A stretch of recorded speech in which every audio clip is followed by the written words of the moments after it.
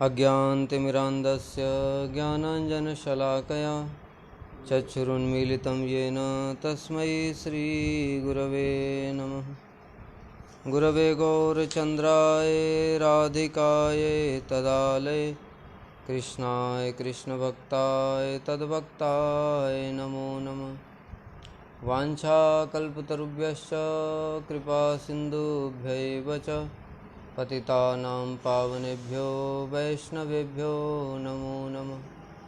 नमो महावदान्याय कृष्णप्रेमप्रदायते कृष्णाय कृष्णचैतन्यनाम्ने गौरत्विषे नमः। हे कृष्ण करुणा सिन्धो दीनबन्धो जगत्पते गोपेश गोपिकान्त राधाकान्त नमस्तुते। तप्त कांचन गौरांगी राधे वृंदावनेश्वरी वृषभानुसुते देवी प्रणमामि हरिप्रिये। वृंदायै तुलसीदेव्यै प्रियायै केशवस्य च कृष्णभक्तिप्रदे देवी सत्यवत्यै नमो नमः। श्रीकृष्ण चैतन्य प्रभु नित्यानंद श्री अद्वैत गदाधर शिवासादि गौरभक्तवृंद। हरे कृष्ण कृष्ण कृष्ण हरे हरे, हरे राम राम राम हरे हरे। लिंक शेयर कर दिया, उससे नहीं होगा वो।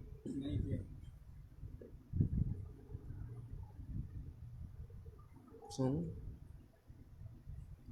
कॉपी, एक लिंक शेयर का ऑप्शन है ना यहाँ।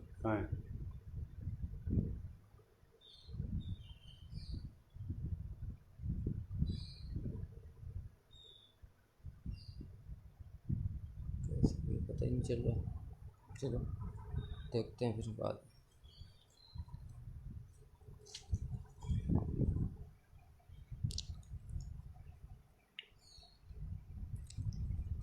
श्री जैव धर्म 22वां अध्याय प्रमेय के अंतर्गत प्रयोजन तत्व का विचार। इसमें हम लोगों ने पिछली कथा में श्रवण किया था,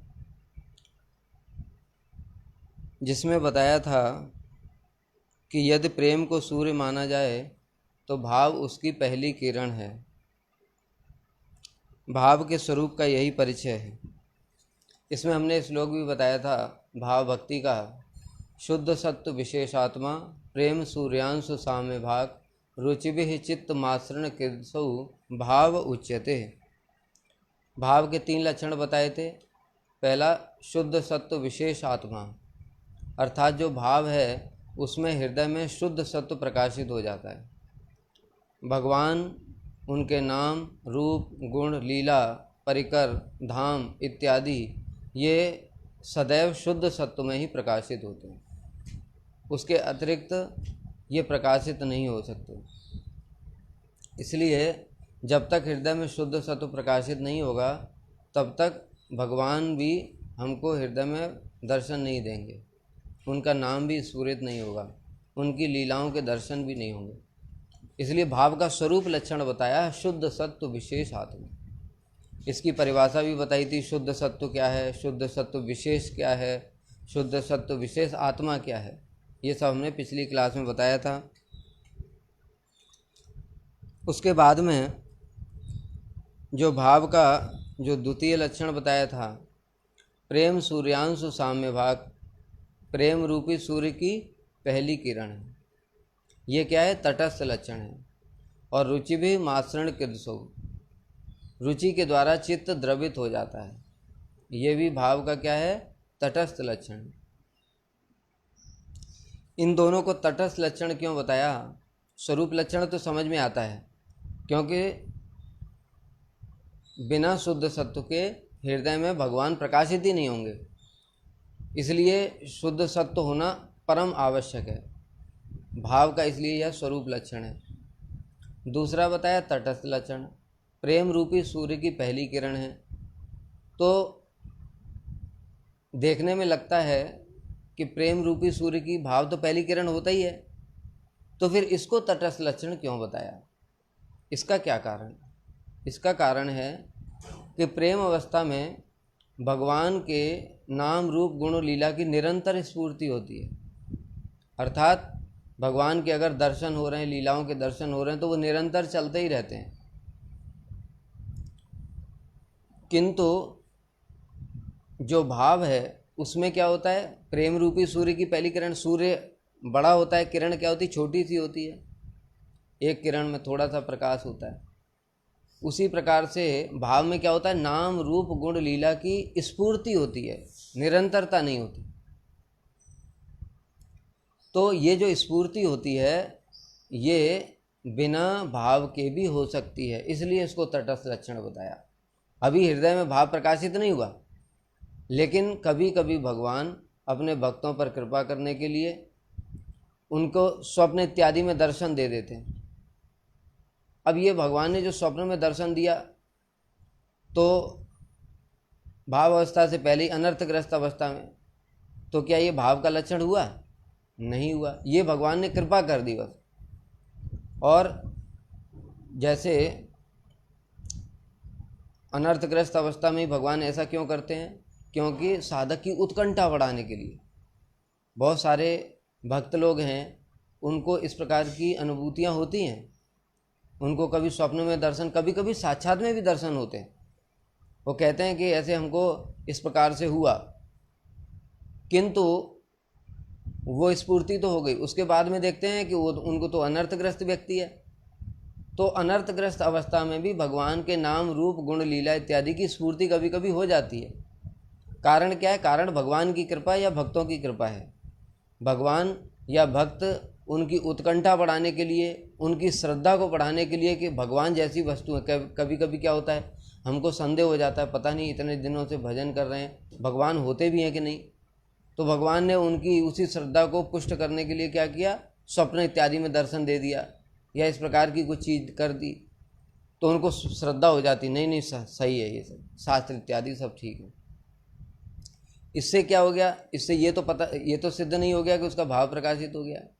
इसलिए इसको तटस्थ लक्षण बताया कि बिना भाव के भी नाम रूप गुण लीला इत्यादि की स्फूर्ति संभव है, भगवान कृपा करके ऐसा कर देते।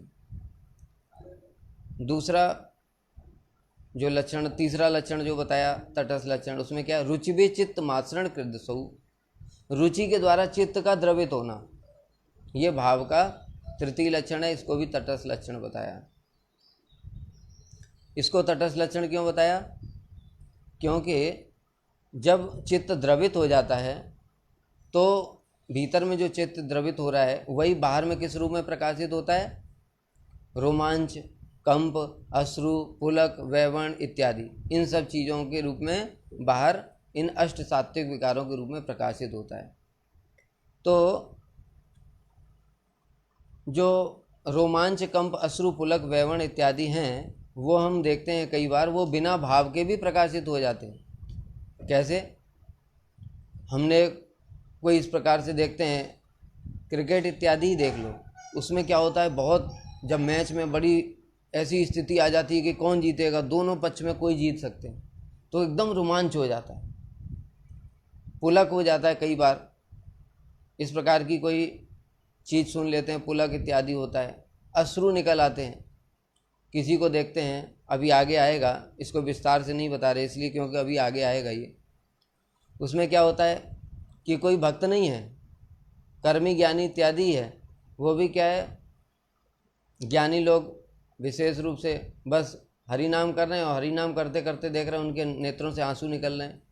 तो ये जो नेत्रों से आंसू निकल रहे हैं ये उनका भाव तो नहीं है, क्योंकि जो ज्ञानी लोग होते हैं उनका तो भाव ही नहीं होता है, उनका भाव प्रकाशित नहीं होता है और उनको भाव की कोई ज़रूरत ही नहीं है, क्योंकि उनका उद्देश्य क्या होता है, मैं ही ब्रह्म हूँ। इसलिए उनके प्रारब्ध अप्रारब्ध खत्म हो जाते हैं और वो साहिज्य मुक्ति में चले जाते हैं, उनका भाव प्रकाशित नहीं होता है। लेकिन रोमांच, कंप, अश्रु प्रकाशित हो रहे हैं, अनेक कारणों से बताया। रोमांच, कंप, अश्रु, पुलक, वैवर्ण इत्यादि होते हैं। क्रोध में भी होता है, क्रोध क्या, बहुत ज़्यादा क्रोध हो जाता है तो चेहरा लाल हो जाता है। अब जो शरीर का रंग बदलना, ये भी भाव का लक्षण है, अष्ट सात्विक विकारों में से एक है। कंस का तो चेहरा ऐसे ही लाल हो जाता है कृष्ण को देख करके गुस्से में, तो उसका क्या भाव प्रकाश का लक्षण हुआ? ये नहीं हुआ। इसलिए कहा गया कि ये जो चित्त के द्वारा, रुचि के द्वारा चित्त का द्रवित होना, ये भी भाव का क्या है? तटस्थ लक्षण है। इसलिए बताया था पिछली क्लास में, शुद्ध सत्व विशेषात्मा स्वरूप लक्षण है, और प्रेम सूर्यांशु साम्यवाक, अर्थात भाव जो है प्रेम रूपी सूर्य की पहली किरण है, और भाव के द्वारा, भाव में रुचि के द्वारा चित्त द्रवित हो जाता है, ये दोनों तटस्थ लक्षण है।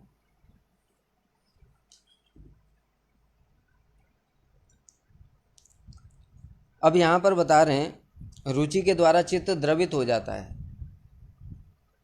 इसके लिए बता रहे हैं रुचि शब्द से प्राप्ति अभिलाष, आनुकूल्य अभिलाष और सौहार्द अभिलाष का बोध क्या होता है। अब ये क्या है?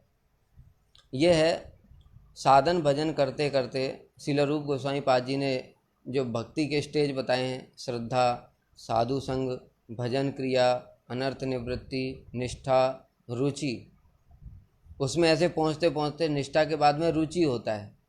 रुचि में क्या होता है कि भजन के अंगों में रुचि होने लगती है।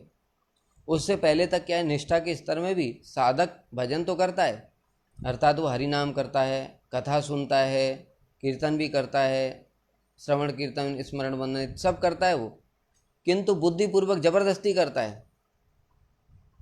अभी हम लोग भी कर रहे हैं, हम लोगों को रुचि थोड़ी है हरि नाम करने में रुचि हो, जैसा खेलने में रुचि होती। बच्चों को देखा है कभी? छोटे बच्चों को देखो, वो क्या है, खेलने गए तो माता पिता उनको बुला रहे हैं पर आते ही नहीं है। भूख लग रही है, बेटा खाना खाने के लिए आ जाओ, फिर चले जाना नहीं, फिर उनको ज़बरदस्ती ग्राउंड से खींच करके लाना पड़ता है। इस प्रकार से जो लक्षण है ये किसके लक्षण है? रुचि के लक्षण है। जिस चीज़ में ज़्यादा रुचि होगी उसी में इन्वॉल्व रहेगा आदमी। लेकिन हमारा तो ऐसा नहीं है, हम हरि नाम कर रहे हैं, अभी कोई खाने के लिए कुछ बहुत अच्छी चीज़ ले आया, रसमलाई, तो देखेंगे तुरंत जो है माला रुक गई, माला तुरंत रुक जाएगी। ये किसका लक्षण है? रुचि है किसमें? रसमलाई में, हरि नाम में नहीं। अगर हरि नाम में रुचि होती तो जैसे उदाहरण दिया बच्चे का कि वो खेलता ही रहता है, धूल लगी है शरीर में, कितना भूख प्यास लगी है, कोई चिंता नहीं उसको, क्यों? उसमें बड़ा रुचि हो रहा है उसकी। साधक उसी प्रकार से भजन करते करते जब रुचि के स्तर में पहुंचता है तो उसको भजन के अंगों में फिर रुचि होने, टेस्ट आने लगता है। अब वो नहीं छोड़ेगा नाम, और नाम बता श्रवण कीर्तन स्मरण वंदन इत्यादि जो भी भक्ति के अंगों का पालन करेगा, अब वो उसको नहीं छोड़ेगा। बाकी कोई भी चीज़ उसके सामने रखी रहे तो भी उसकी तरफ उसका ध्यान नहीं जाएगा। ये रुचि की स्टेज है। तो जब रुचि की स्टेज आती है तब उसके हृदय में धीरे धीरे अब भगवान को प्राप्ति करने की अभिलाषा जागृत होती है। उससे पहले हमारी क्या है, हम जो सेवा कर रहे हैं वो ड्यूटी है। जो सेवा कर रहे हैं वो क्या है? ड्यूटी है, कर्तव्य बुद्धि से कर रहे हैं। क्या कर्तव्य बुद्धि से? हम ये सोच रहे हैं अरे मैं तो कृष्ण का दास हूँ, कृष्ण की सेवा करनी चाहिए, गुरु जी ने बोला है कृष्ण की सेवा करने से पहले तो भक्तों की और गुरु जी की सेवा करनी पड़ेगी, इसलिए हम सब क्या कर रहे हैं? भक्तों की सेवा कर रहे हैं। रुचि नहीं है उसमें। जब कभी कर देते हैं, इसलिए कभी कर देते हैं, कभी नहीं कर पाते हैं, क्यों? भूल जाते हैं। भूलता आदमी कब है? जैसे बताए खेलने के लिए बच्चा कोई भूलता है क्या? उसको माँ याद दिलाती बेटा तुम्हारा खेलने का टाइम हो गया। वो जो पढ़ाई कर रहा है ना, पढ़ाई करते करते जैसे थोड़ा बहुत उसको जो होमवर्क मिला है वो पढ़ाई करते करते उसको याद, अच्छा आधा घंटा हो जाए, आधे घंटे बाद खेल का टाइम, अभी 10 मिनट है, 10 मिनट के बाद खेल का टाइम, बस जैसे ही हुआ तुरंत पेन बंद किया, मम्मी खेलने जा रहा हूँ। ये रुचि का लक्षण है। उसी प्रकार से साधक भी क्या करेगा? इस प्रकार से भजन के अंगों का पालन करेगा। उसको उसके सामने बाकी सारी चीज़ें रहेंगी लेकिन उसमें उसका आनंद नहीं आएगा। वो सब समय सोचेगा किस प्रकार से मैं भजन करूं, किस प्रकार से सेवा करूं। तो रुचि की अवस्था में उसका वास्तव में जो सेवा करने का भाव हृदय में उदित होता है वो रुचि में उत्पन्न होता है। उससे पहले जो सेवा इत्यादि कर रहा है वो है ठीक है, सुकृति हो रही है, किंतु वास्तव में अभी रुचि वो जो है सेवा वाली बात नहीं। सेवा वाली क्या बात होती है? जो स्वाभाविक रूप से सेवा करने की इच्छा हो। हमारी स्वाभाविक रूप से नहीं है, हमारा क्या बुद्धिपूर्वक जबरदस्ती है। अब उसमें सबसे पहले होती आनुकूल्य अभिलाषा। आनुकूल्य अभिलाषा क्या है? कि कृष्ण का अनुकूल रूप में मैं सेवा करूं। जो हम लोगों ने उत्तम भक्ति का श्लोक सुना, अन्याभिलाषिता शून्यम ज्ञान कर्मादेनावृतम आनुकूल्येन कृष्णानुशीलनम। अनुकूल रूप से कृष्ण की सेवा, ये हृदय में कब आता है? रुचि की अवस्था में पहली बार आता है। तो इसलिए इसमें जो 3 अभिलाषा बताई उसमें आनुकूल्य अभिलाषा ये पहली होती है, उसके बाद में दोनों अभिलाषाएं तो उसके पीछे पीछे साथ में अपने आप आ जाती। आनुकूल्य अभिलाषा पहले होती है, अर्थात मैं कृष्ण की अनुकूल भाव में सेवा करूं, गुरु वैष्णवों की अनुकूल भाव में सेवा करूं, इस प्रकार से उसके हृदय में रुचि अवस्था में ये बात आती है। दूसरा प्राप्ति अभिलाषा। अब जब मैं कृष्ण की सेवा का भाव आ गया तो कृष्ण को बिना प्राप्त किए सेवा कैसे होगी? कृष्ण को तो प्राप्त करना पड़ेगा। अब उसको कृष्ण के प्राप्ति की अभिलाषा होती है। पहले सेवा की अभिलाषा होगी, तब प्राप्ति की अभिलाषा होगी कि मैं कृष्ण को प्राप्त कर लूँ साक्षात रूप में। अर्थात अभी जैसे विग्रह रूप में है, तो विग्रह रूप में क्या है, अभी उसको अनुभूति नहीं हो रही है, साक्षात उसको सच्चिदानंदमय दर्शन तो हो नहीं रहे। तो ये होता है सच्चिदानंदमय दर्शन हो मुझे, और कब मैं उनकी अनुकूल रूप में सेवा करूँ, ये होता है अनुकूल्य अभिलाषा, प्राप्ति अभिलाषा। और तीसरा होता है सौहार्द अभिलाषा। सौहार्द अभिलाषा क्या है कि कृष्ण के पास प्रति मेरा सौहार्द मतलब अत्यंत प्रीति हो जाए। जैसे अभी तक क्या है, हम लोगों का सब काम जैसे बताया बुद्धिपूर्वक हो रहा है, कृष्ण के प्रति प्रीति नहीं है। अभी भी हमारी माता पिता, भाई बहन, पत्नी, परिवार, इनके प्रति प्रीति है।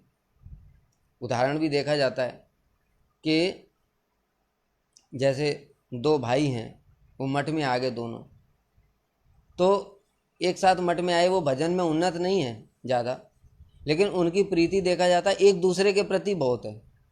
वो बड़े बड़े श्रेष्ठ जो वैष्णव है उनके प्रति उनकी प्रीति नहीं होती। तो कहने का तात्पर्य क्या, मठ में आ गए, साधु भी बन गए, किंतु अभी प्रीति कहाँ है? भाई के प्रति ही है। उसी प्रकार से हमारी भी प्रीति अभी क्या है? संसार के प्रति है, शरीर के प्रति है, किंतु कृष्ण के प्रति नहीं। लेकिन ये जब अभिलाषा आती है, कौन सी पहले आएगी? कौन सी? अनुकूल्य अभिलाषा, अर्थात कृष्ण की अनुकूल भाव से सेवा करने की, तब कृष्ण को प्राप्त करने की इच्छा होगी। और उसके बाद सौहार्द अभिलाषा, अर्थात कृष्ण के साथ मेरा सौहार्द रहे, प्रीति रहे, उनके भक्तों के साथ मेरी प्रीति हो जाए। अब जो भाई बंधु वाला वो जो चक्कर था, अब छूटेगा वो। यानी अगर उसका भाई है, 2 भाई हैं मठ में, अगर भाई दूसरा भजन नहीं कर रहा है तो उसके प्रति बिल्कुल ऐसा इग्नोर रहेगा, वो उसको इग्नोर कर देगा। और जो भजनशील वैष्णव है उनके प्रति सोचेगा कि इनसे मेरी प्रीति हो जाए। जैसे श्री वृत्रासुर स्तुति कर रहे हैं, क्या कह रहे हैं? ममोत्तम श्लोक जनेषु सख्यम संसार चक्रे भ्रमतः स्वकर्मी तन मायया आत्मात्म दार्गेषु आसक्त चित्तस्य न नाथ भूयात्। क्या स्तुति कर रहे हैं? मम उत्तम श्लोक जनेषु सख्यम, हे प्रभु, उत्तम श्लोक माने भगवान, भगवान के जो जन हैं अर्थात भक्त, मम माने मेरी जो आसक्ति है, मेरी जो प्रीति है, वो आपके भक्तों में हो जाए। ममोत्तम श्लोक जनेषु सख्यम संसार चक्रे भ्रमतः स्व। अगर मैं बार बार अपने कर्मों के फलस्वरूप बार बार इस संसार में आता रहूं तो भी मुझे कोई असुविधा नहीं है, कोई दिक्कत नहीं है। क्या चाहता हूं मैं? बस मेरी एक ही इच्छा है कि आपके भक्तों के प्रति मेरी प्रीति हो जाए। त्वन् मायया आत्मात्म दार्गेषु आसक्त चित्तस्य न नाथ भूयात्। और दूसरी चीज एक और दे दो प्रभु, क्या? कि त्वन् मायया, आपकी माया से जो मेरे ये हैं कौन? आत्मात्मज, आत्मजन पुत्र है, दार माने पत्नी है, गेहेसु माने घर है, ये जो आपकी माया के ये सब जो बनाए हुए चीज़ें हैं, इनमें न आसक्त चित्त से, कभी मेरा इनमें चित्त आसक्त न हो, अर्थात इनके प्रति मेरी कभी आसक्ति न हो। एकमात्र मेरी आसक्ति क्या हो? आपके भक्तों के प्रति हो। यह है सौहार्द अभिलाषा। तो इस प्रकार से रुचि की अवस्था में ये 3 प्रकार की अभिलाषाएं हृदय में जागृत होती हैं। ये थोड़ी ऊपर की चीज़ें हैं, समझने में थोड़ा कठिन हो सकता है, लेकिन धीरे धीरे समझ में आएगा। और इसका कोई ऑप्शन और है भी नहीं। जैसे जैसे भजन साधन उन्नत होगा वैसे ही ये समझ में आएंगे। क्योंकि मैंने पहले ही बताया था, यहाँ से अब ये भाव, प्रेम और ऊपर की बातें हैं, इसमें बुद्धि का कोई काम होता नहीं। जिसकी जैसी सुकृतियाँ हैं, गुरु वर्ग की जैसी कृपा है, उसके हृदय में उस प्रकार से उतना समझ में आ सकता है। इसको ज़्यादा हाथ पैर मारने से भी कुछ होने वाला नहीं है। भाव को प्रेम का पहला चित्र कहा जा सकता है। ये मैंने बता ही दिया। मसृण शब्द से चित्त की आर्द्रता कोमलता समझनी चाहिए। ये भी बताया कि जब चित्त द्रवित हो जाता है तभी बाहर रूप में अष्ट सात्विक विकार के रूप में वो प्रकट होते हैं। तंत्र में प्रेम की प्रारंभिक अवस्था को भाव बताया गया है, ये भी हम बता चुके हैं। भाव का उदय होने पर पुलक आदि सात्विक विकार समूह अल्प मात्रा में प्रकाशित होते हैं। ये भी बताया कि किस प्रकार से रोमांच, कंप, अश्रु इत्यादि प्रकाशित होते हैं। नित्य सिद्धों में भाव स्वतः सिद्ध होता है। देखो क्या बता रहे हैं यहाँ पर। अब दो प्रकार की बातें बताई, एक नित्य सिद्ध परकर हो गए और दूसरे हो गए बद्ध जीव, साधन सिद्ध। नित्य सिद्धों में क्या होता है, भाव सब समय स्वतः प्रकाशित रहता है, अर्थात वो कृष्ण के साथ में क्या उनका संबंध है, उनकी क्या सेवाएं हैं, ये सब वो उनको सब समय पता रहता है। और दूसरी ओर जो बद्ध जीव हैं वो क्या है, मनोवृत्ति पर आविर्भूत होकर मनोवृत्ति की स्वरूपता को प्राप्त होता है। भाव को प्राप्त करने का क्या बताया था हमने, कृति साध्या भवेत् साध्य भावा से साधना विदा नित्य सिद्ध से भाव से प्राकट्यम हृदय साध्यता। जब साधन भक्ति की परिभाषा बताई थी उसमें बताया था कि भाव तो हृदय में है, आत्मा के स्वरूप में है, किंतु अभी प्रकाशित नहीं है, ढका हुआ है। क्यों? क्योंकि हमारे कोटि कोटि जन्मों के जो भोग के संस्कार हैं उनके द्वारा ये चित्त रूपी दर्पण क्या है, पूरा ढक गया है। अब हम भजन साधन कर रहे हैं, भजन साधन करते करते धीरे धीरे चित्त शुद्ध हो रहा है, चित्त मार्जन हो रहा है। मार्जन होते होते होते होते वो क्या होगा, भाव जो है प्रकाशित हो जाएगा, उसी को साध्य कहा गया है। तो यही बता रहे कि बद्ध जीव की मनोवृत्ति पर आविर्भूत होकर, वो मनोवृत्ति मतलब तब हमको वो भाव दिखाई देगा, अभी क्या है दिखाई नहीं दे रहा है। जैसे अभी हम अपने आप को कितना भी बोल रहे हैं, मैं कृष्ण का दास हूँ, मैं कृष्ण का दास हूँ, ठीक है, मैं एक आत्मा हूँ। किसी ने आकर के एक गाली दे दिया तो तुरंत गुस्सा आ जाता है। गाली किसको दिया, गाली किसको दिया, शरीर को दिया ना, क्योंकि आत्मा को तो कोई देख ही नहीं सकता। अगर मैं आत्मा हूं तो शरीर से तो कोई संबंध ही नहीं है मेरा, तो उसको गाली दिया तो क्या प्रॉब्लम है। जैसे मान लो शरीर क्या है हमारा, कपड़े ही तो हैं, एक सूक्ष्म शरीर है एक स्थूल शरीर है, ये दोनों क्या है, कपड़े हैं। अब कोई ये कपड़े को मैं उतार करके रख दूं बाहर और इस कपड़े को कोई गाली दिए जा रहा है, गाली दिए जा रहा है, तो मुझे कोई असुविधा होगी? कोई असुविधा नहीं। क्यों? क्योंकि जानता हूं मैं ये शरीर तो कपड़े से अलग है, ठीक है। ये कब है, जब ये उपलब्धि है तब। लेकिन अभी क्या है, ये शरीर भी कपड़ा है, हमको बुद्धि से तो पता है, लेकिन मनोवृत्ति में वैसा नहीं है। यानी मन में सब समय क्या है, मैं यही हूं, मैं बूढ़ा हो गया हूं, ये सब क्या है, ये सब शरीर से संबंध है। आत्मा तो बूढ़ी होती नहीं कभी। मैं जवान हूँ, मैं इस प्रकार से स्त्री हूँ, पुरुष हूँ, ये सब हम सोच करके बैठे ना, कितना भी हम बोलते रहे कृष्ण के दास हैं, कृष्ण के दास हैं, पर है नहीं अभी। लेकिन जब ये भाव प्रकाशित होता है तो वो मनोवृत्ति में उदित हो जाता है, अर्थात तब बिल्कुल पता लग जाता है कि हाँ मैं कृष्ण का दास हूँ, मैं आत्मा हूँ, ये शरीर नहीं हूँ। फिर शरीर से संबंधी जो भी क्रिया होगी उससे उसको कोई मतलब नहीं रहेगा, अर्थात उसके शरीर को कोई गाली दे तो भी उसको कोई प्रभाव नहीं पड़ेगा। जैसे भरत महाराज का उदाहरण, जड़ भरत, उनको क्या है, डाकू उठा करके ले गए, डाकू उठा करके ले गए और उठा करके ले करके उनको काटने के लिए तैयार हैं। उनको पता नहीं क्या, वो मूर्ख तो है नहीं, जो इतने बड़े ज्ञानी आत्म तत्व का पूरा ज्ञान है वो इतना भी नहीं जानते कि ये मुझे काटने वाले हैं, फिर भी कोई चिंता नहीं, वो जैसे जैसे कर रहे हैं उनको कोई असुविधा नहीं। फिर रहुगण, राजा रहुगण आए, उनकी पालकी में एक सेवक बीमार हो गया था, तो इनको देखा ये बड़ा मोटा ताजी है, इसको लगा दो पालकी में, वो पालकी में लगा दिया।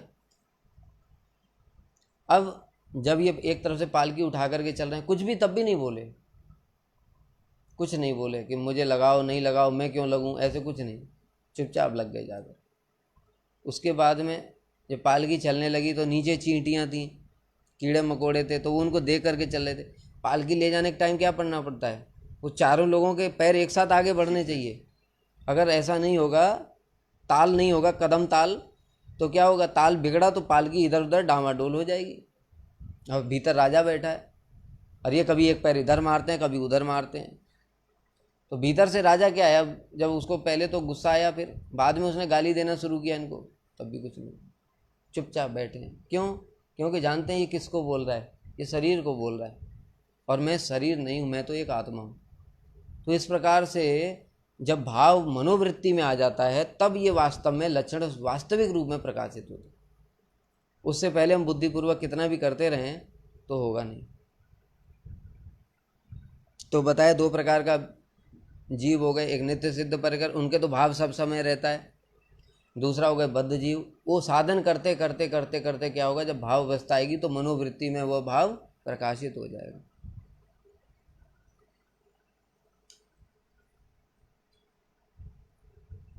अतएव स्वयं प्रकाश रूप होकर भी प्रकाश की तरह, अर्थात पहले नहीं था अब पैदा हो गया, ऐसा लगता है। बहुत से लोग ऐसा सोचते हैं कि भाव क्या है, भाव अब पहले नहीं था अभी आ गया। क्यों? ऐसा कारण क्या है? क्योंकि जैसे साधन कर रहे हैं, अभी तक तो हमको पता ही नहीं चल रहा था कि कृष्ण के साथ मेरा क्या संबंध है। अचानक से भाव आया तो हमको पता चलने लगा, अरे कृष्ण के साथ तो मेरा ये संबंध है। तो उससे पहले की भी चीज़ें हमको याद हैं, जब कृष्ण के साथ संबंध पता नहीं था। तो वो क्या सोचता है, ये मुझे प्राप्त हो गया है। इसलिए यहाँ पर कह रहे हैं प्रकाश होने पर भी प्रकाश की तरह, अर्थात पहले नहीं था, एकदम से अचानक से आ गया है, ऐसा प्रतीत होता है। क्यों? क्योंकि साधन करके आ रहा है ना, तो अभी तक तो था नहीं, एकदम से क्या हुआ, रुचि आसक्ति, उसके बाद में भाव प्रकाशित हो गया। तो ऐसा प्रतीत होता है कि ये भाव अभी अभी आया है। वो ये नहीं समझ पाता कि ये भाव तो पहले से ही था, लेकिन क्या चल रहा था, चेतो दर्पण मार्जन चल रहा था। भाव का स्वाभाविक कार्य ही कृष्ण स्वरूप और कृष्ण लीला के स्वरूप को प्रकाश करना है। जो हमने बताया अभी, भाव का स्वरूप लक्षण क्या है, शुद्ध सत्व विशेष आत्मा, अर्थात कृष्ण के स्वरूप। जब भाव आ जाता है, शुद्ध सत्व हृदय में आ जाता है, अब कृष्ण का स्वरूप प्रकाशित हो जाएगा, उससे पहले नहीं हो सकता। बिना शुद्ध सत्व के भगवान के दर्शन नहीं होंगे। इसलिए क्या बताया, श्री गोविंद स्तोत्र में क्या बताया, प्रेमांजन चुरित भक्ति विलोचनेन संतः सदैव हृदयेषु विलोकयन्ति यम श्याम सुंदरम अचिंत्य गुण स्वरूपम। यहाँ पर ऐसा क्यों बताया कि जो भक्त लोग होते हैं वो संतः सदैव हृदयेषु विलोकयन्ति, कृष्ण को सदैव हृदय में दर्शन करते रहते हैं। और प्रेमांजनोच्छ्रित कैसे दर्शन करते हैं, हम लोग क्यों नहीं दर्शन कर पा रहे हैं? क्योंकि उनके आंखों में प्रेम रूपी अंजन लगा हुआ है। ये प्रेम रूपी अंजन क्या है, ये वही है शुद्ध सत्व। ये शुद्ध सत्व ही है। जब शुद्ध सत्व नहीं आएगा तब तक कृष्ण के दर्शन ही नहीं होंगे, संभव नहीं है। कभी कभी हाँ हो सकते हैं, जैसे मैंने बताया, बिना भाव के भी कृष्ण कृपा करके दर्शन दे देते, और वही कृष्ण फिर बाहर में दर्शन दे देते हैं। हृदय में भी दर्शन होते हैं, बाहर में भी दर्शन होते हैं। इस प्रकार से शुद्ध सत्व में भगवान के दर्शन होते हैं। तो ये भाव का कार्य क्या है, कृष्ण को प्रकाशित करना और कृष्ण की लीलाओं को। अब कृष्ण की लीलाएं भी दर्शन होती, जैसे श्री सुखदेव गोस्वामी, वो कृष्ण की लीलाओं को कैसे, ऐसे हम लोग याद कर लेते हैं, ऐसे ग्रंथ याद कर लिया उसके बाद बोलते जा रहे हैं, ऐसा नहीं है उनका। उनका क्या है, वो लीलाओं की स्फूर्ति होती है उनको, अर्थात ध्यान लगाया और वो लीलाएं दर्शन हो रही। अब वो जो दर्शन होती जा रही हैं वो उसको ही बोलते जा रहे हैं। श्रील वेद व्यास जी ने श्रीमद् भागवत की रचना की, भागवत को क्या बताया, समाधि भाषा बताया, बुद्धि भाषा नहीं बताया। समाधि भाषा का मतलब क्या है कि वेद व्यास जी ने समाधि लगाई, समाधि में सारी लीलाओं के दर्शन हुए, जो जो लीलाओं के दर्शन हुए उनको उन्होंने लिपिबद्ध कर दिया, वही लिख दिया, वो समाधि भाषा है। ये कब होगा, ये जब भाव अवस्था आ जाएगी। तो कृष्ण को प्रकाशित करना अर्थात कृष्ण के दर्शन होंगे, कृष्ण की लीलाओं को प्रकाशित करना अर्थात कृष्ण की लीलाओं के दर्शन होंगे। भाव का यही कार्य है, उसके पहले कुछ नहीं होगा।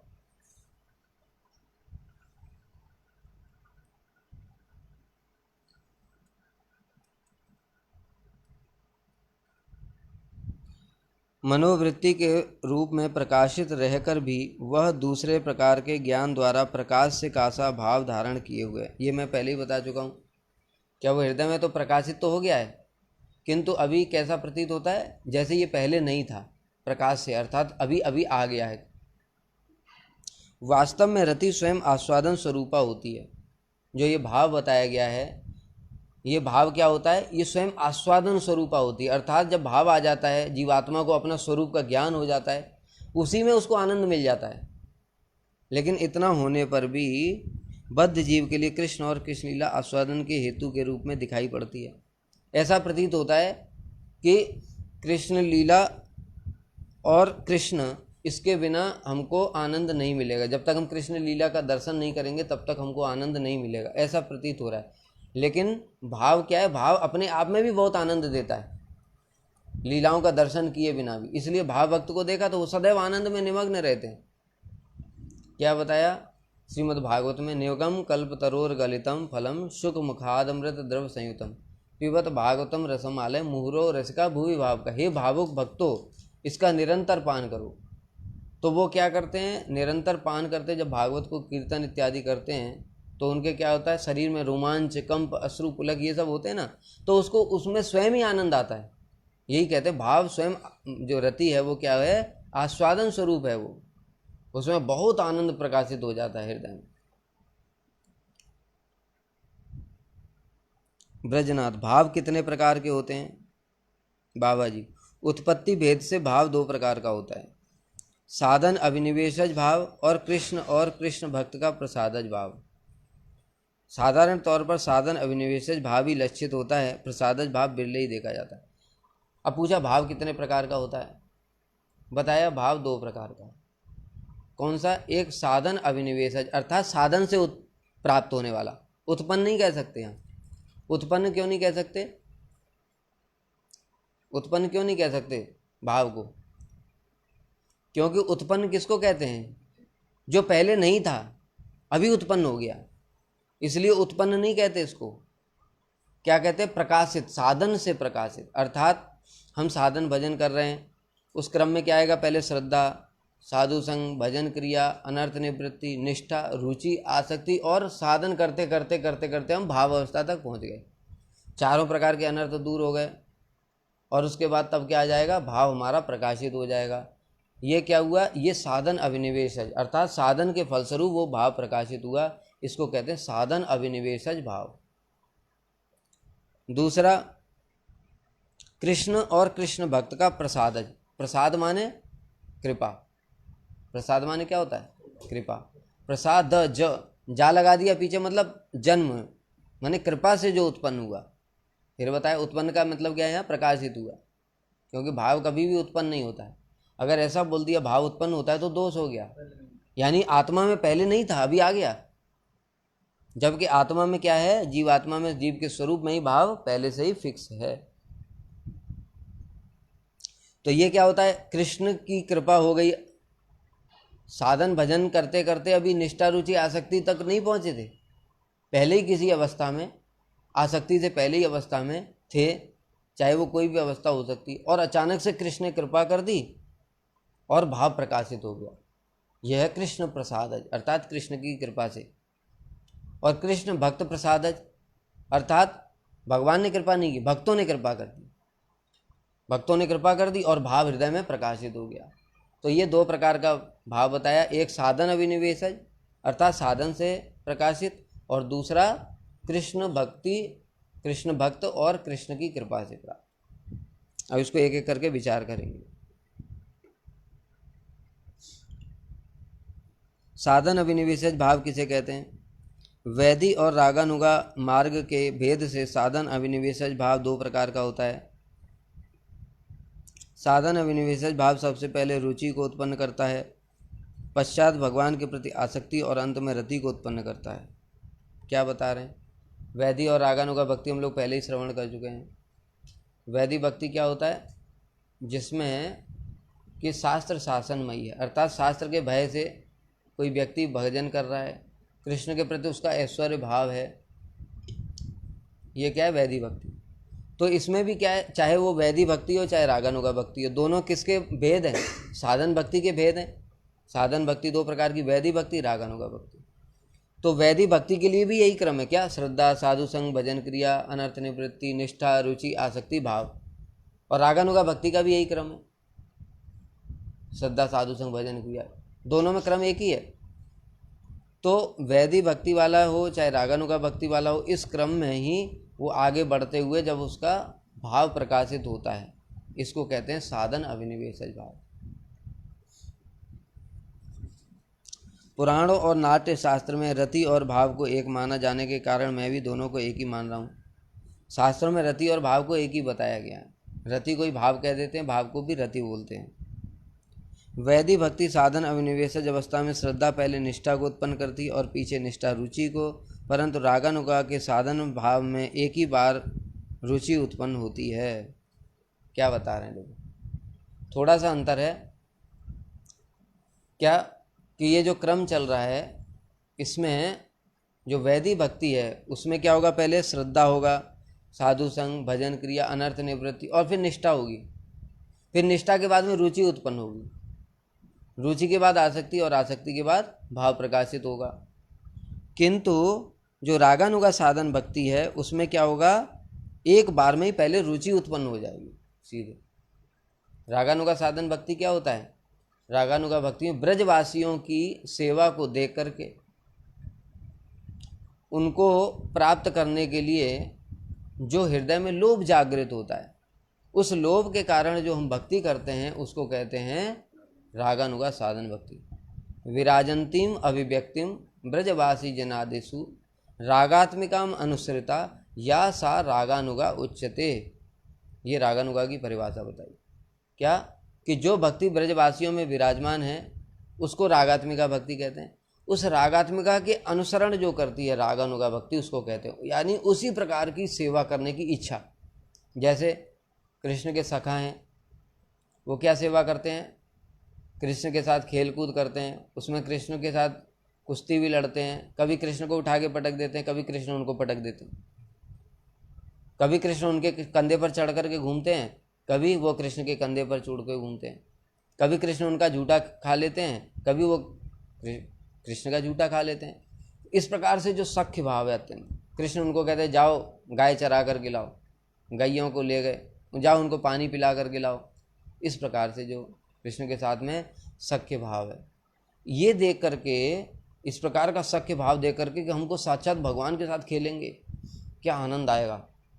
इस प्रकार की सेवा, हृदय में लोभ उत्पन्न हो जाना कि मैं भी यही करना चाहता हूँ, कृष्ण के साथ में खेलना कूदना चाहता हूँ, अपना झूठा भी खिला दूंगा। देखो अभी हम भगवान को कभी झूठा खिलाने का सोच भी सकते हैं क्या? खिलाना तो दूर की बात है, सोच भी सकते हैं क्या?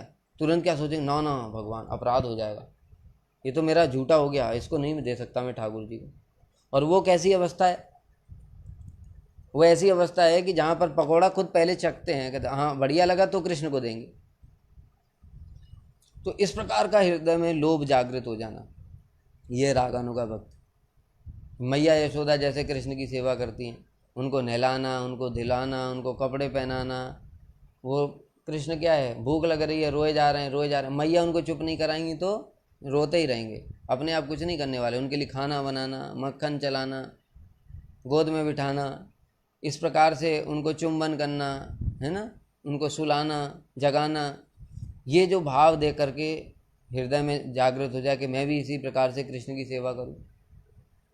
फिर उसके ऊपर मधुर भाव है गोपियों का, गोपियां जिस प्रकार से कृष्ण की सेवा करती हैं उस प्रकार से मैं भी सेवा करूं। ये जो लोभ हृदय में जागृत हो जाता है, इसको कहते हैं रागानुगा भक्ति। और जब ये लोभ जागृत हो जाता है तो सीधे क्या है, भजन के अंगों में रुचि आ जाती है। सीधे क्या होगा, भजन के अंगों में रुचि आ जाएगी, क्योंकि यही तो राग की यही महिमा है। इसलिए राग उत्पन्न होना कोई आसान बात नहीं होती।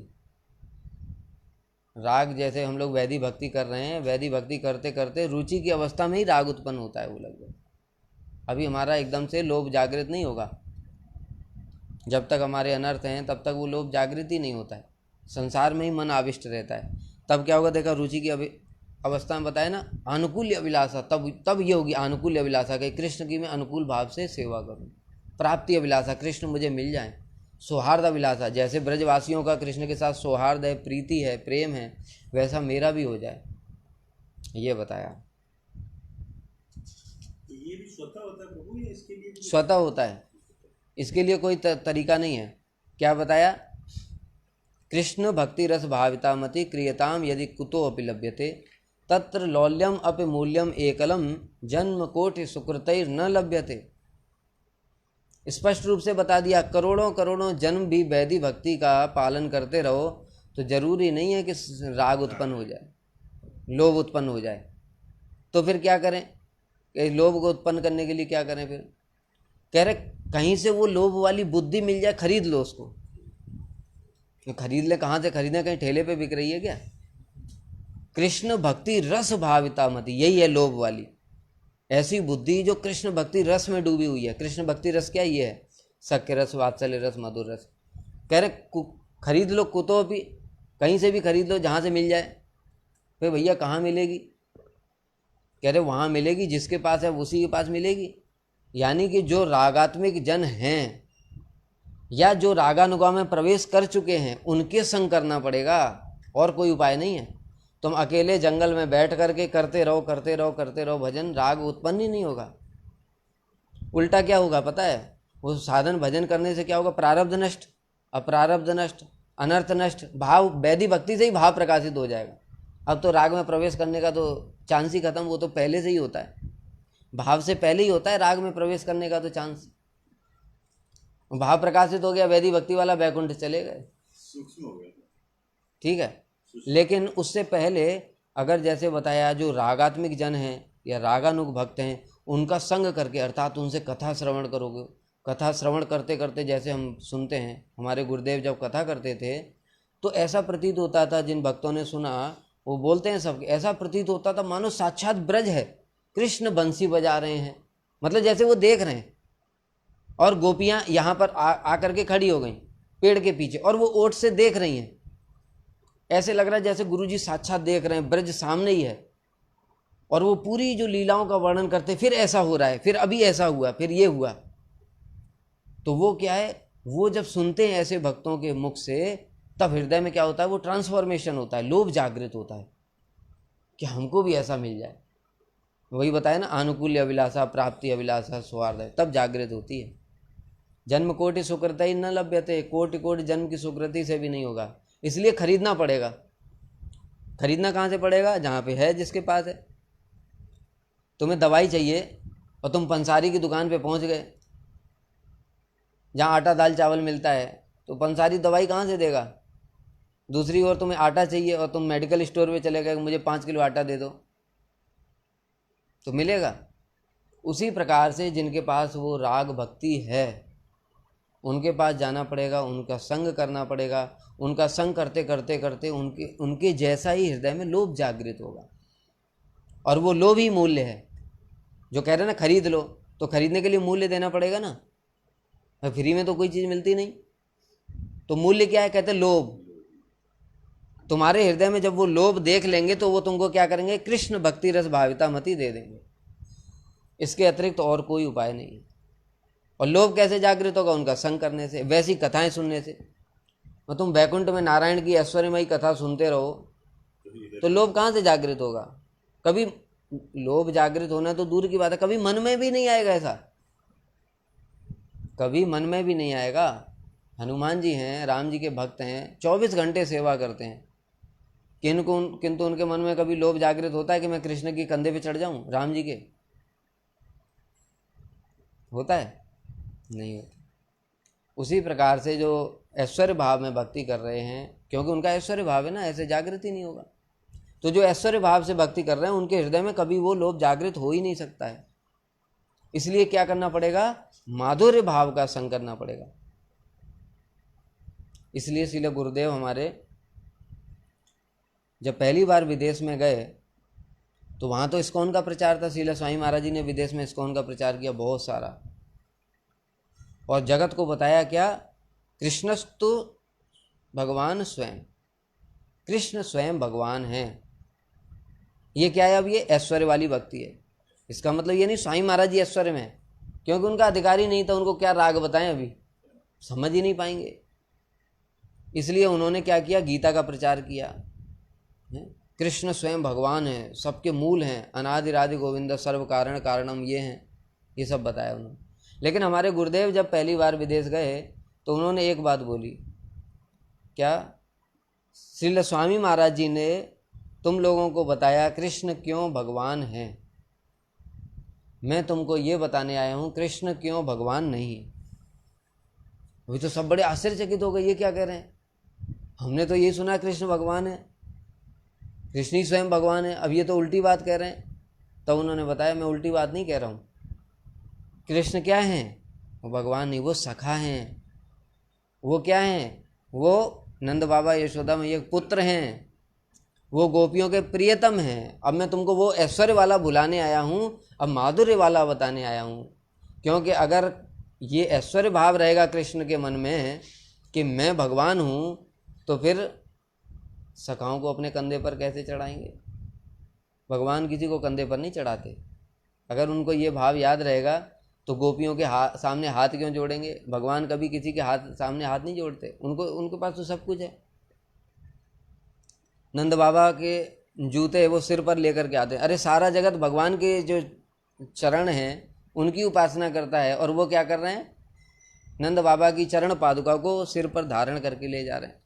तो गुरुदेव ने यही बताया, मैं तुम्हें ये बताने आया हूँ कि कृष्ण क्यों भगवान नहीं है। अब तक तुमने जो सुना वो भूल जाओ कि कृष्ण भगवान क्यों, ये वैदी भक्ति थी। अब मैं तुमको क्या देने आया हूँ? राग भक्ति।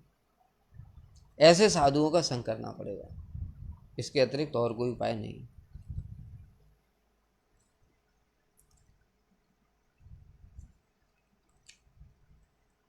तो साधन अभिनिवेशज भाव हो गया, साधन से जो प्राप्त होगा उसमें भी फिर वैधि साधन भक्ति से प्राप्त होगा। दोनों भाव में अंतर होता है। जो वैधि भक्ति से वैधि भक्ति के साधन से जो भाव प्रकाशित होता है उसमें क्या रहता है? ऐश्वर्य मिश्रित रहता है।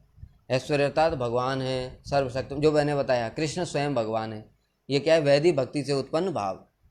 और राग भक्ति से उत्पन्न भाव होगा क्या है? कृष्ण कोई भगवान नहीं है। गोपियाँ क्या कह रही? पति सुतान वय भ्रातृ बांधवान अति विलिंगिते अंत्यच्युतागता गति विदस तवोद गीत मोहिता कितव योषिता कस्त्यज। हे कपटी धूर्त, तुझे पता है अच्छे से कि हम अपने पति भाई बंधु सबको छोड़ करके इतनी रात में घने जंगल में तेरे लिए आए। अब इस प्रकार के जो खूब कपटी धूर्त लंपट इतनी गालियां जो सुनाती हैं, वो ऐश्वर्य भाव वाला कैसे सुना सकता है? नारायण के भक्त को देगा कभी नारायण को गाली देते हुए? लेकिन ब्रजवासी तो ऐसे ही देते हैं। ठीक है, तो ये क्या है? जो राग भक्ति से जो उत्पन्न भाव होगा उसमें क्या होगा? वो ऐश्वर्य रहित होगा, उसमें ऐश्वर्य नहीं होगा।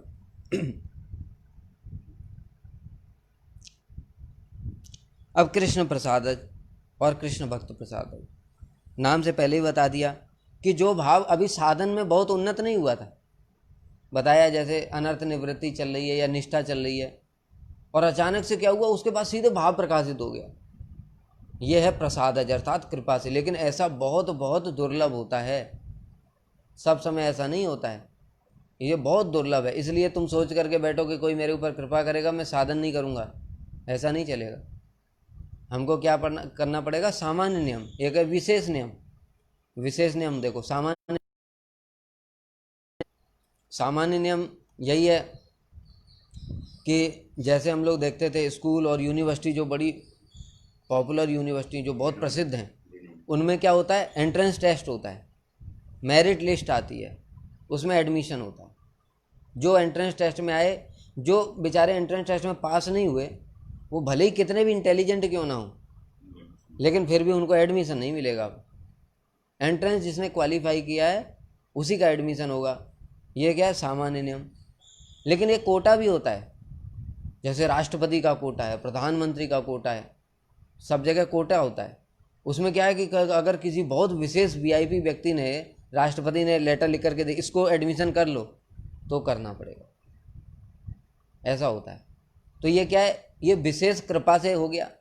बाकी लेकिन क्या 99 जो हुए वो क्या हुआ? वो तो हुए किससे? कॉमन टेस्ट से ही हुए, एंट्रेंस टेस्ट देना पड़ा तभी हुए। लेकिन एक वहाँ कोटा था, वो एक कोटे से क्या है, वीआईपी आदमी ने कोटा लगा दिया, उससे डायरेक्ट ही एडमिशन हो गया, उसका अधिकार एंट्रेंस वेंट्रेंस कुछ नहीं लिया। ये होता है ऐसा। उसी प्रकार से ये क्या, ये कोटा होता है भक्तों का, भगवान का कोटा है सब समय। वो भगवान और भक्त कभी कभी यूज करते हैं उसको, कोटा को। जैसे राष्ट्रपति भी सब समय नहीं कि हर साल तुमको एक एक एडमिशन करवाया जा रहा है, ऐसा नहीं होता है। जैसे हम लोग देखते हैं किसी को फांसी हो गई, अब उसका राष्ट्रपति के पास क्या है, अथॉरिटी है कि वो उसको माफ़ भी कर सकता है। सुप्रीम कोर्ट ने दे दिया, उसके बाद भी राष्ट्रपति माफ़ कर सकता है। लेकिन सब समय ऐसा नहीं करता है वो, उसमें भी किसी विशेष नियम में वो देखता है तो कर भी देता है। कि हम लोग भजन करेंगे, श्रद्धा, साधु संग, भजन क्रिया, अनर्थ निवृत्ति, निष्ठा, रुचि, आसक्ति और भाव उत्पन्न होगा। किंतु कोई भक्त है भगवान का अत्यंत प्रिय प्रेमी भक्त, अथवा भगवान स्वयं ही है, वो क्या कर सकते हैं, उनका कोटा है, वो बस कोटा लगा करके सीधे भाव प्रकाशित कर देंगे और बस हो गया। इसको कहते हैं कृष्ण प्रसादज और कृष्ण भक्त प्रसादज। डायरेक्ट सीढ़ियां भी एक साथ लाएंगे। श्री कृष्ण प्रसादज भाव की व्याख्या कीजिए। अब ये कृपा जो होती है वो 3 प्रकार से होती है, वाचिक, हार्दिक और दार्शिक। दार्शिक माने दर्शन देख, आलोक दान इसमें लिखा है। वाचिक माने हो गई बोल करके, आलोक दान माने हो गई दर्शन दे करके, और हार्दिक माने हृदय से ही सोच लिया तो हृदय में प्रकाशित हो गया। 3 प्रकार की कृपा होती है। कैसे, उदाहरण दे रहे हैं तीनों का। कृष्ण किसी ब्राह्मण पर कृपा करते हुए बोले, हे द्विजेंद्र, हे ब्राह्मणों में श्रेष्ठ, सर्वश्रेष्ठ मंगल को प्रदान करने वाली पूर्णानंदमयी अव्यभिचारिणी मेरी भक्ति तुम में उदित हो। क्या बता रहे हैं, भगवान कह रहे हैं कि सब मंगल को प्रदान करने वाली पूर्ण आनंदमयी अव्यभिचारिणी, ये भक्ति कब आती, भाव भक्ति जब होती, उससे पहले नहीं होता। ये मेरी भक्ति तुम में प्रकाशित हो जाए, और बस भगवान ने बोला और कुछ ही दिनों ब्राह्मण के हृदय में वो भाव प्रकाशित हो गया, या उसी समय भी हो। शबरी का भी उदाहरण देखते हैं हम लोग। शबरी ने क्या किया, वो तो सुनते ने श्रद्धा, साधु संग, भजन क्रिया ये सब देखा, अपना क्या है वो सेवा करती थी, जो गुरु जी ने बताया वैसे करती थी। राम जी के लिए प्रतिदिन सड़क पे उसको झाड़ू लगाना है और उसको पुष्प बिछाना है, फल लेकर के आना है, ऐसे ही करती रही बेचारी। फिर राम जी आए, और राम जी आए तो उन्होंने क्या मांगा, मुझे आप अपनी भक्ति प्रदान करो, तो राम जी ने आशीर्वाद दे दिया। ये क्या है, बोल करके कि मेरी तुम्हारे अंदर मेरी है क्या, वो नवदा भक्ति प्रकाशित हो जाए, नवदा भक्ति का आशीर्वाद दे दिया, वो भक्ति हृदय में प्रकाशित। ये है भाव, कौन सा वाला, कृष्ण प्रसादज, वाचिक। दूसरा आलोक दान। आलोक मैंने बताया, मैंने दर्शन दे करके, दार्शिक भी बोलते हैं इसको, दर्शन दे करके। इसका उदाहरण बता रहे हैं। वन में रहने वाले ऋषियों ने आज से पहले कृष्ण को कभी नहीं देखा था। आज कृष्ण का दर्शन करते ही उनके हृदय में भाव उत्पन्न हो गया। यह कृष्ण की कृपा का प्रभाव था। यानी अभी तक भाव नहीं था, कौन सी अवस्था में थे ये तो लिखा नहीं। मान लो किसी की निष्ठा होगी, किसी की रुचि होगी, किसी की आसक्ति होगी, कोई कहीं पर होगा, लेकिन जैसे ही कृष्ण के दर्शन किए उनके हृदय में भाव प्रकाशित हो गया। जैसे दंडकारण्यवासी ऋषियों को भी देखते हैं, राम जी के जैसे ही दर्शन किए तो उनके हृदय में तुरंत कैसा, गोपी भाव प्रकाशित हो गया। उससे पहले नहीं हुआ था, राम जी के दर्शन करते ही उनको क्या हुआ, गोपी भाव प्रकाशित हो गया। ये क्या है, ये दर्शन दे करके कृपा है। और अंतःकरण में हार्दिक, हार्दिक का मतलब होता है कि महाभागवत ने सोच लिया कृपा करने के लिए। जैसे अभी कृष्ण की बात चल रही है, अभी भक्तों की बात नहीं चल रही। अभी भगवान ने सोच लिया हृदय में ही कि बस मुझे इस पर कृपा करनी है। वो वहाँ से अपने धाम से ही सोचा, और वो हृदय, भक्त के हृदय में क्या हो गया, वो कृपा प्रकाशित हुई और उसका भाव प्रकाशित हो गया। जैसे उदाहरण यहाँ पर दे रहे हैं, श्री सुखदेव गोस्वामी का उदाहरण दे रहे हैं। उनका क्या है, उनका देखा श्रद्धा, साधु संग, भजन क्रिया इत्यादि कुछ नहीं। क्या हम लोग सुनते हैं ना कि जो भक्ति का एक एक अंग है वो क्या है, सिद्धि प्रदान करने वाला है। उसमें क्या आता है, श्री विष्णु श्रवणे परिचित, श्री विष्णु श्रवणे परिचित, अर्थात परीक्षित महाराज का भाव प्रकाशित हो गया, गोपी भाव उनको प्राप्त हो गया। कैसे केवल मात्र विष्णु के श्रवण से ही, भगवान की कथा को श्रवण करते करते ही प्रकाशित हो गया। और उसमें देखा नहीं जा रहा है कि परीक्षित महाराज जो है गए गुरु जी के पास में और उनको दीक्षा मंत्र लिया, फिर जनेऊ पुंडन कराया और फिर उसके बाद में हवन हुआ उनका 7 ही दिन, उनके पास टाइम भी नहीं इतना सारा करने का। और उसके बाद में फिर गुरु जी की सेवा कर रहे हैं, फिर उसके बाद में हाँ भाई अनर्थ दूर हो गए धीरे धीरे, फिर निष्ठा हो गई, फिर रुचि हो रही है, फिर आसक्ति, 7 दिन में ही सब हो गया उनका। ये भक्त प्रसादज में आएगा, क्यों सुखदेव गोस्वामी की कृपा से हुआ। लेकिन क्या है, मैं बता रहा हूँ कि कैसे प्रकाशित हो गया। तो इसको हेतु की कृपा भी बोलेंगे। और क्या, हेतु की कृपा तो है ही है, इसी तो कृष्ण प्रसादज और कृष्ण भक्त प्रसादज। प्रसादज का मतलब ही है अहेतु की है, मतलब कोई हेतु नहीं। तुम साधन भजन ऐसा नहीं कर रहे थे कि अभी अनर्थ दूर हुए, फिर निष्ठा हुई, फिर रुचि हुई, फिर आसक्ति हुई। तो सुखदेव गोस्वामी ने क्या किया, उनको कीर्तन करते करते करते करते कृष्ण के बिल्कुल स्फूर्ति हो गई, वो लीला में आविष्ट हो जाते हैं।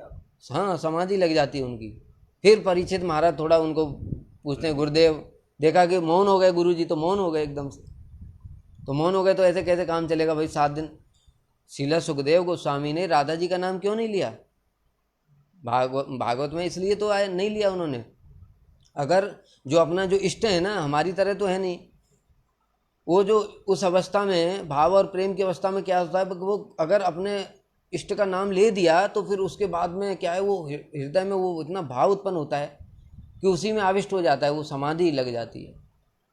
अगर वो समाधि लग गई तो वो 6 महीने तो हो जाएंगे उनको समाधि में ही, और परीक्षित महाराज के पास 7 ही दिन है। इसलिए सुखदेव गोस्वामी बार बार वो बोलते बोलते भी गोपी बोल देते हैं। एक गोपी को कृष्ण लेकर के राज से चले गए। अनया राधितो नूनम भगवान हरिरीश्वर यन्यो विहाय गोविंदा प्रीतो यामन यद्र। इस गोपी ने क्या आराधना की है जो कृष्ण इसको अकेले में लेकर के चले गए, हम सबको 100 करोड़ गोपियां को छोड़ दिया। तो इस प्रकार से सुखदेव गोस्वामी इसलिए राधा जी का नाम नहीं लेते, क्योंकि वो उनकी आराध्या हैं।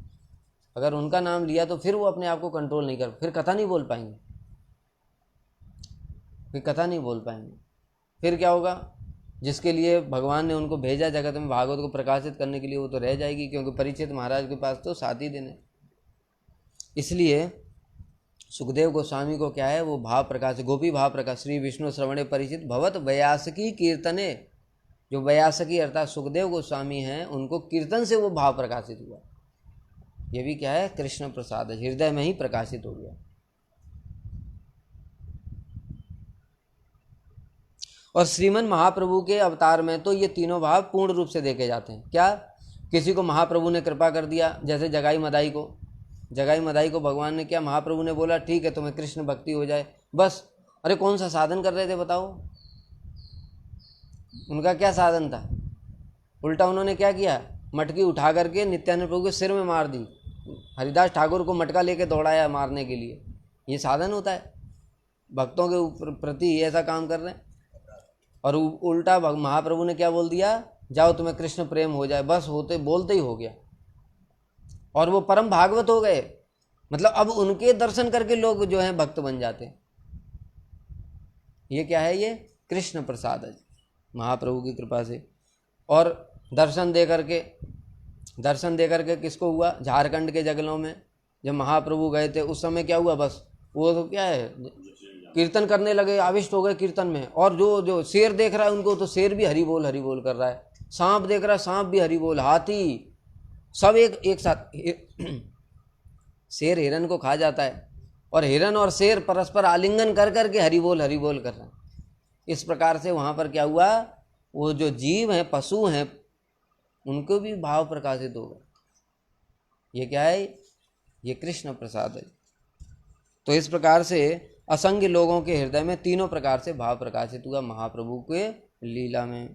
अब जो भक्त प्रसाद है, जो उसको फिर हम लोग अगली कथा में श्रवण करेंगे। वांछा कल्पतरुभ्यश्च कृपा सिन्धुभ्येव च पतितानां पावनेभ्यो वैष्णवेभ्यो नमो नमः।